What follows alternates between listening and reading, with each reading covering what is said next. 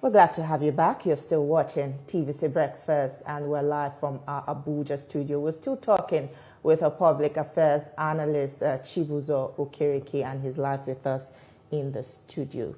Yeah. Now, there are viral videos which we cannot independently verify, indicating that the signatures collected for Senator Akpoti-Uduaghan's recalls were forged. Now the ball is in the court of INEC to verify and authenticate the signatures before a referendum. Do you have confidence that the Electoral Commission will do due diligence to this process? Well, absolutely, except for the cost. You know, recall is not a tea party like I mean. It's a serious business because it involves bringing back somebody that's already been certified through an electoral process, and which means the person may have maybe had a misconduct, or the definition of loss of confidence itself is abstract and subjective. And that is why the Constitution says these 50 plus 1% of the people need to come. Now, the alleging that signatures were forged is immaterial. And that's why I tell people, expression of interest to recall is not recall. Just like expression of interest to impeach is not an impeachment. So we don't need to bring the roof down because people say, oh, we want to exercise our democratic right, whether induced or not. So this should be clear. Two, INEC is the only authority that can verify.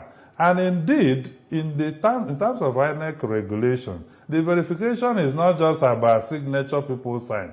It is going to be a full accreditation process with beavers, where you come out with your voter's card and verify that, because the petitioner's register, having established, becomes, you know, the register that will be used to confirm whether these 50 plus 1% people really are registered voters within this. And when you even go to the referendum, you don't need to sign the petition to vote. It's open to everyone who had registered in that constituency, at least as at 2023 general election. You'll be able to vote yes or no. The ballot paper is yes or no. In other words, you support the recall or you don't support the recall. And the same process will be carried out throughout the polling unit, result collected at ward, local government, and then constituency level. So INEC result, people can allege, you know, carry all kinds of conspiracy as at today,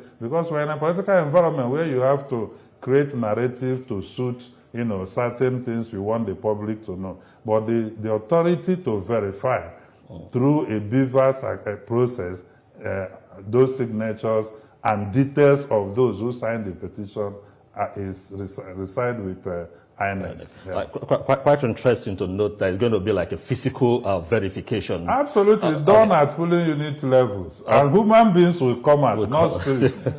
That's interesting. Yeah, my thought is, we've never had a history where those who submitted names alleging, wanting a recall, have been prosecuted after discovering that names, signatures were forged.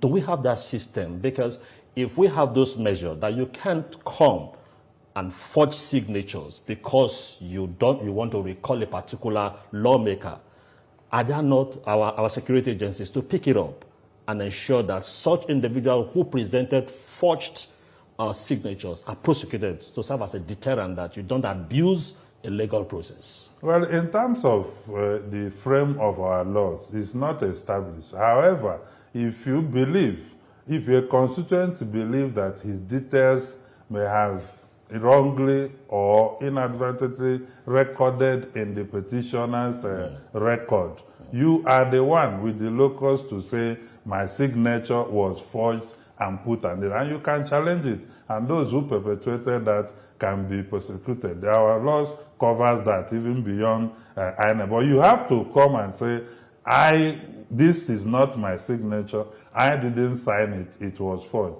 And indeed, because there is going to be a verification process, that even takes care, you know, of that. Like you said, only 5.3%. So people who even move for recall need to understand that that is the primary step.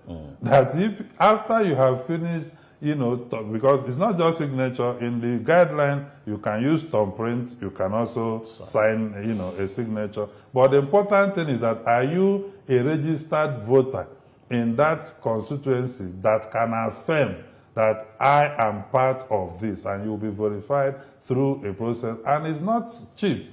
It costs a lot of money for INEC to deploy across the senatorial, Kogi Central Senatorial District to do this. So I think our law sufficiently covered a situation whereby if your signature or your details were put in those documents without your knowledge, you can actually, challenge it.